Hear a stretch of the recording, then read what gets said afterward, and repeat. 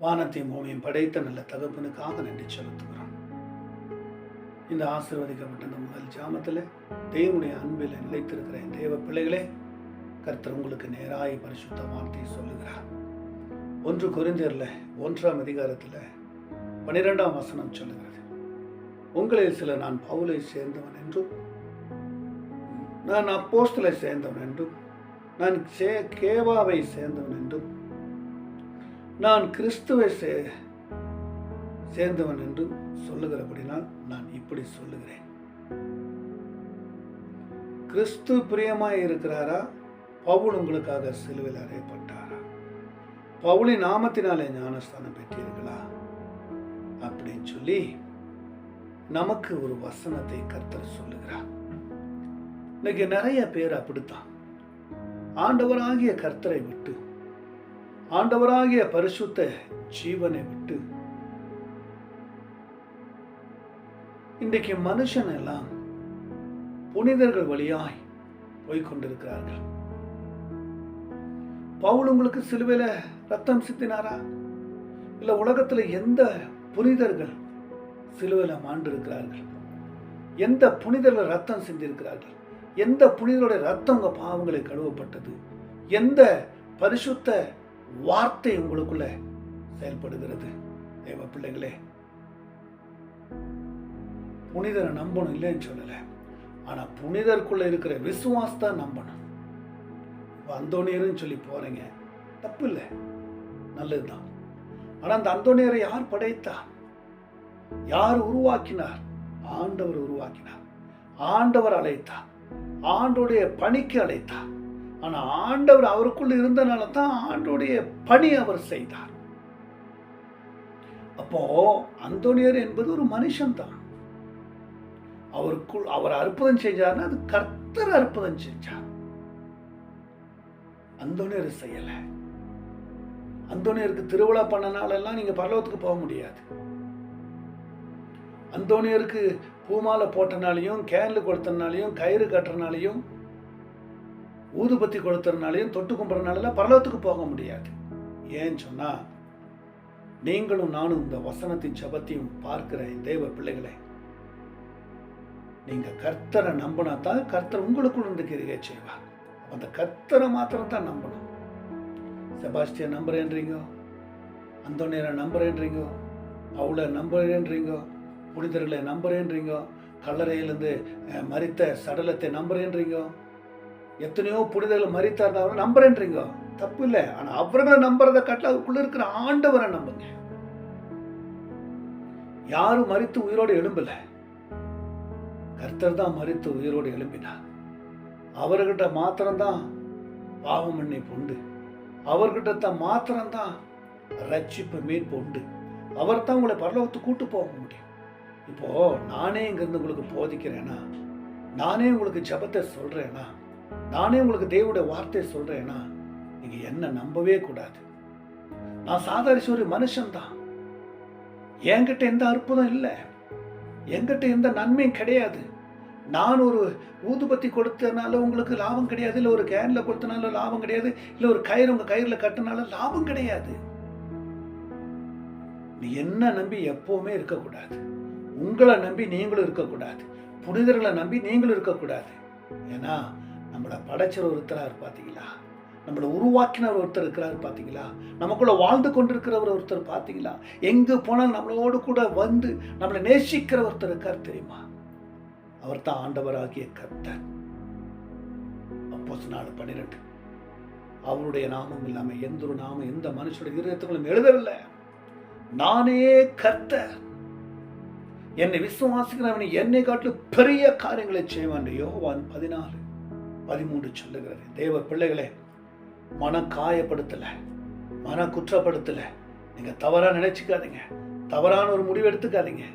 ஏன்னா நிறைய புத்தி கெட்டு வாழுகிறார்கள், மந்த புத்தியோடு வாழ்கிறார்கள், புத்தி பிசைந்து வாழ்கிறார்கள்.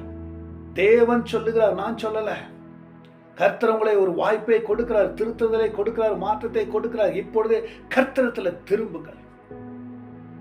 யோவான் 15:16, நான் தான் உங்களை தெரிந்து கொண்டேன், நீங்கள் என்னை தெரிந்து கொள்ளவில்லை.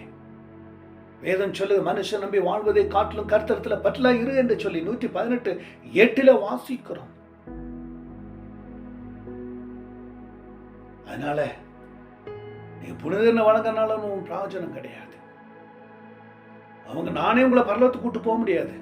நான் சொல்லுகிற சத்தியம் இருக்கு தெரியுமா, அது கர்த்தருடைய சத்தியம், அது கர்த்தருடைய வார்த்தை. இந்த வார்த்தையும் இந்த சத்தியத்தை நீங்க நம்பி ஏற்றுக்கொள்ளும் போது நீங்க தான் கர்த்தர்.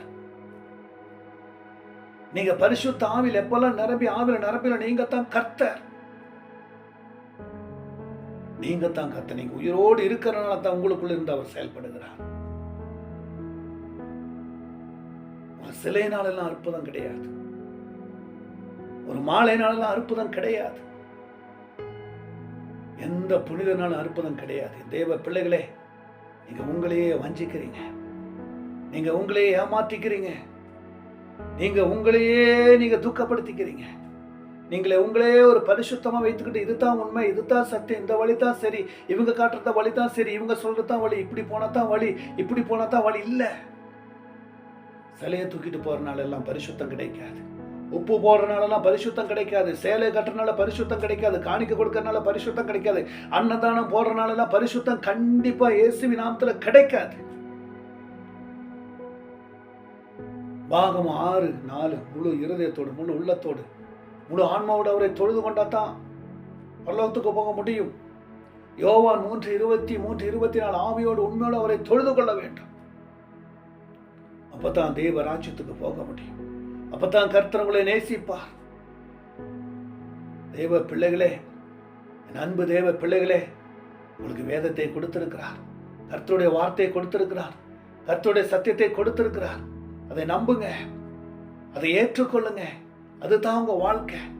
கர்த்தரை சொல்லுகிறார் மார்க் 8:34, ஒருவன் என் பின்ன வர விரும்பினால் சிலுவை எடுத்துக்கொண்டு அனுதினம் என் பின் வர வேண்டும். சிலுவை என்றால் என்ன? பரிசுத்தமா? சிலுவை என்ற உத்தமமா? சிலுவை என்பது பாடு, சிலுவை என்பது கொடூரம். அவர் கொடூரமாய் அடிக்கப்பட்டார் சிலுவையில. சிலுவையின் பாடுகளை சுமங்க என்று சொல்லுகிறார், சிலுவையின் வேதனை சுமங்க என்று சொல்லுகிறார். நீங்களும் சிலுவையை சுமந்தேன் பின் வாருங்கள் என்று சொல்லுகிறார். அவரிடத்துல மாத்திரம்தான் பரிசுத்தம் உண்டு. என் தேவனாகிய கர்த்தரிடத்துல மாத்திரம்தான் உங்களுக்கு ஆசீர்வாதம் உண்டு. தேவ பிள்ளைகளே, உங்களை குற்றப்படுத்துறேன்னு நினைக்காதீங்க, உங்களை குறைப்படுத்துறேன்னு நினைக்காதீங்க, உங்களை காயப்படுத்துறேன்னு நினைக்காதீங்க, உங்களை சுட்டி காட்டுறேன்னு நினைக்காதீங்க. கர்த்தர் உங்களை ஆசீர்வதிக்க விரும்புகிறார். கர்த்தர் உங்களை ஆசீர்வதிக்க விரும்புகிறார். கர்த்தர் உங்களை பரிசுத்தமாக்க விரும்புகிறார். பரிசுத்த அன்பில நிலைத்திருக்கும்படி விரும்புகிறார். தேவ பிள்ளைகளே, அவர்தான் நமக்காக சிலுவையில் அடிக்கப்பட்டார், அவர்தான் நமக்காக காயங்களால் நிரப்பப்பட்டார், அவர்தான் நமக்காக துடித்தார், அவர்தான் நமக்காக சிலுவையில் 6 மணி நேரம் தொங்கினார். உங்களையும் என்னையும் நேசிக்க அவர் எல்லா பாடுகளையும் சிலுவையில சுமந்து கொண்டார். துக்கம் மாற்ற, உன் அசுத்தமான பரிசுத்தத்தை மாற்ற, உன் மாம்சமான பரிசுத்தத்தை மாற்ற, உலகத்துக்குரிய வேஷம் தெரிந்த அந்த பரிசுத்தத்தை மாற்ற உங்களுக்காக சிலுவையிலே மாட்டார். இன்றைக்கும் உயிரோடு எழும்பி இன்றைக்கும் கர்த்தர் உங்களோடு கூட பேசி இருக்கிறாரே. இப்பொழுதே மனம் திரும்புங்க, இப்பொழுதே உங்க ஆத்மா தேவ சமூகத்துல கொடுங்க. இப்பொழுதே அவர் பரிசுத்தமாக்க விரும்புகிறார். இப்பொழுதே அவர் ரத்தத்தினால கழுவப்படுங்க, இப்பொழுதே அவர் ரத்தத்தினால சுத்திகரிக்கப்படுங்க. உங்களை ஆசீர்வதிக்க விரும்புகிறார். உங்களை கர்த்தருடைய பிள்ளையை மாற்றும்படி விரும்புகிறார். விரும்புகிறார் விரும்புகிறார் விரும்புகிறார். இங்கிருந்து எத்தனையோ ஆலயத்துக்கு போறீங்க, எத்தனையோ வெகு நடக்கிறீங்க, எத்தனையோ காரியத்துல பொருத்தனை பண்றீங்க. வீட்டு பிரச்சனை மாறுதா? போராட்டம் மாறி இருக்கிறதா? பிரச்சனை மாறி இருக்குதா?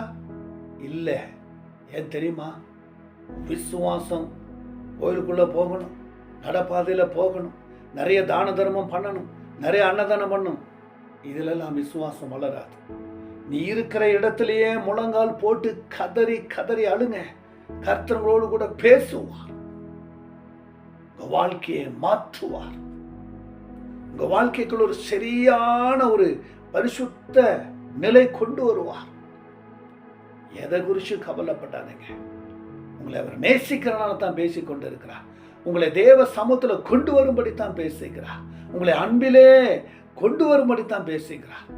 யாரையும் காயப்படுத்தவோ குற்றப்படுத்தவோ தீர்ப்பிடவோ அல்ல. ஆம் என்றால் ஆம், இல்லை என்றால் ஆம். சத்தியத்தை அறிவை சத்தியம் உங்களை விடுதலை ஆக்கும். யோவான் 8:32. இந்த வேதத்தை அறியாத ஜனங்கள் சபிக்கப்பட்டவர் என்று சொல்லி 7:49 யோவான்ல வாசிக்கிறோம். தேவ பிள்ளைகளே, உங்க சத்தியத்துக்குள்ள வளரும்படி அழைக்கிறார். பரிசுத்தத்துக்குள்ள வரும்படி அழைக்கிறார். தூய்மைக்குள்ள வரும்படி அழைக்கிறார். இப்பொழுதே உங்களை திருத்திக் கொள்ளும்படி அழைக்கிறார்.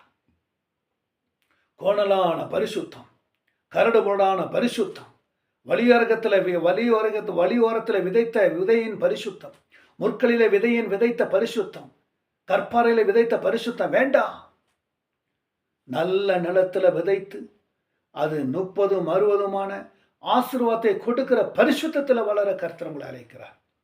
இப்பொழுதே உங்களை திருத்திக் கொள்ளுங்க. இப்பொழுதே உங்களை மாற்றிக்கொள்ளுங்க. கர்த்தர் உங்களை ஆசீர்வதிப்பார். கர்த்தர் உங்களை நேசிப்பார். எதை குறித்து கவலைப்படாதீங்க. தைரியமா இருங்க. எதுக்கும் கோபப்படாதீங்க. நீங்க ஜெபத்தை கேளுங்க, வேதத்தை வாசிங்க, கர்த்தர் நடத்துவார். பாருங்க, கேளுங்க, கர்த்தர் உங்களை ஆசீர்வதிப்பார். கேட்கிற ஒவ்வொரு பிள்ளைகளும் ஆசீர்வதி. இரட்சகர் மீட்பருமான இயேசுவின் நாமத்தில் ஜெபிக்கிற நல்ல கர்த்தாவே, ஆமீன், ஆமீன்.